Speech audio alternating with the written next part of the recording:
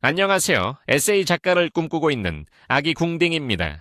매일 집필하는 글을 영상으로 담았습니다. 많은 관심과 구독, 그리고 좋아요 부탁드립니다. 제목 좋아하는 일이니까 부끄럽지 않아요. 내 꿈은 작가니까. 시작! 가끔은 이런 상상을 한다. 화려한 조명 사이로 사람들의 함성 소리와 함께 박수 소리가 사방으로 퍼뜨리기 시작했다.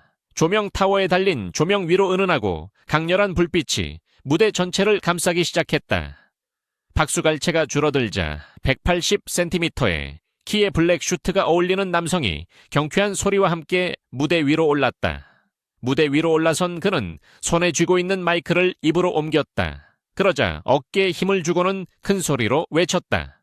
오늘부터 우물 안개구리 대회를 시작하겠습니다. 참석자는 무대 위로 올라와 주세요. 라고 말이다. 상상 속의 대회가 실제로 존재한다면 이렇게 말을 했을 것이다. 이 대회에서 우승자요. 따놓은 당상은 바로 접니다. 라며 자신있게 말이다. 대회 우승자로 생각하고 있는 나와는 다르게 주변 지인들의 생각은 달랐다. 내가 많은 것을 알고 있을 것이라고 생각하는 편이었다.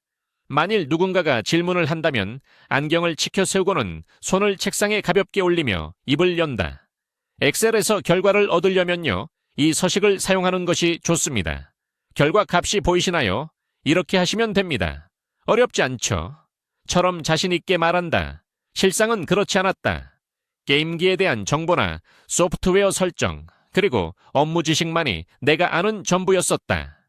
주식이나 건강 및 다양한 분야에 대한 정보들은 모르고 살았다. 사실은 알고 싶지도 않았다.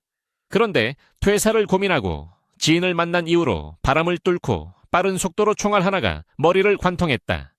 몰라도 너무 몰랐어. 이거 너무 심각한 거 아니야? 라는 생각과 함께 말이다.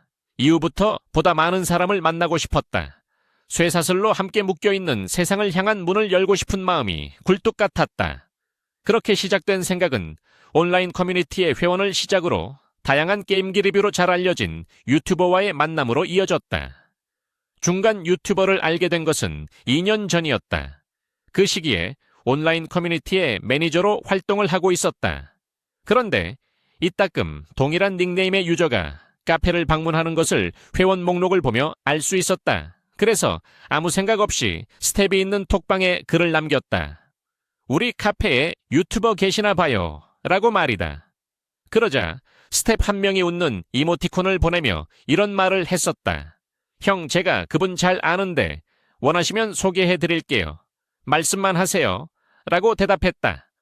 하지만 복잡한 심경과 커뮤니티의 압박은 누군가를 만나는 것에 대하여 거부감이 먼저 들었다. 결국 매니저 자리를 내려놓고 많은 시간이 지나 2025년의 어느 날이었다. 문득 유튜버와의 만남을 하지 못한 것이 생각이 났다. 의자에 몸을 기댄 채로 오른손을 마우스로 살포시 올렸다. 검지는 사냥감이라도 찾는 듯 빠르게 움직이기 시작했다. 분주한 검지로부터 오른쪽 버튼을 살포시 누르자 모니터에서는 쪽지창이 보이기 시작했다. 이후에는 진심을 담은 글을 적기 시작했다. 안녕하세요. 아기 궁딩입니다. 뵙고 싶었는데 되려 제가 마음만 가지고 연락을 드리지 못했습니다. 기회가 된다면 커피라고 마실 기회가 있었으면 좋겠습니다. 를 작성하고는 잠시 잊고 살았다. 때로는 속 좁은 생각을 하기도 했었다. 매니저 자리도 내려놓았는데 굿날 만날 이유는 없으시겠지. 당연한 거야. 처럼 말이다. 그런데 아무 생각 없이 네이버를 접속하고 블로그를 보려는 순간 뉴가 떠있는 것을 볼 수 있었다. 쪽지 회신 드린다는 걸 제가 외국에 다녀오느라 깜빡했습니다. 유유. 정말 죄송합니다. 저도 아기 궁딩님 뵙고 이런저런 이야기 나누면 좋을 것 같습니다. 시간 맞춰서 한 배면 될 것 같습니다.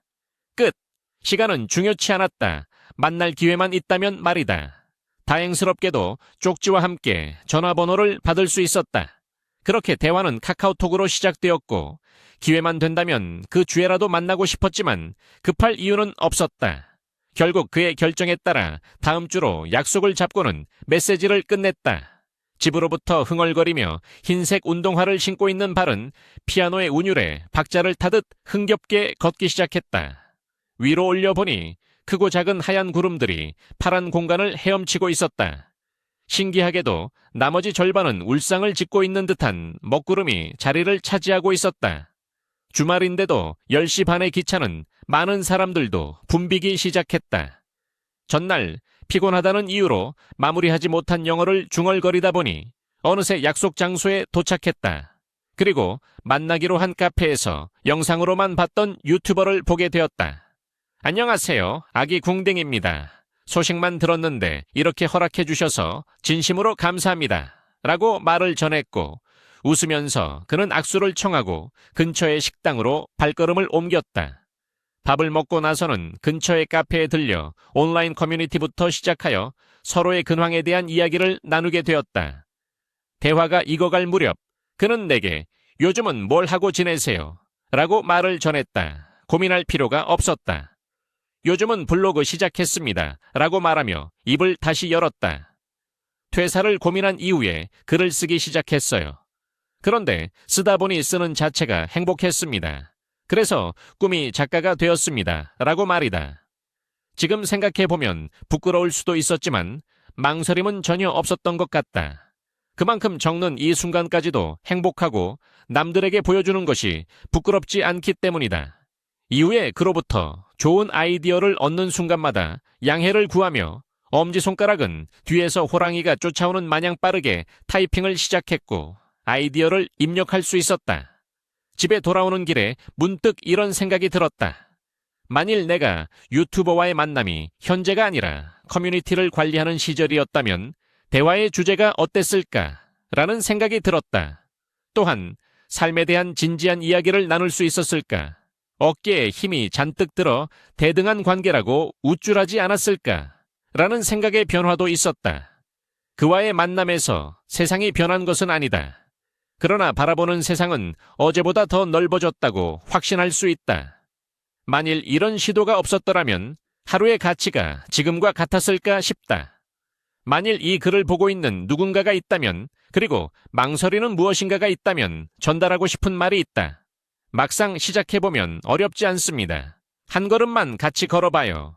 그게 무엇이든 느껴지는 것이 있을 거라고 약속할 수 있습니다.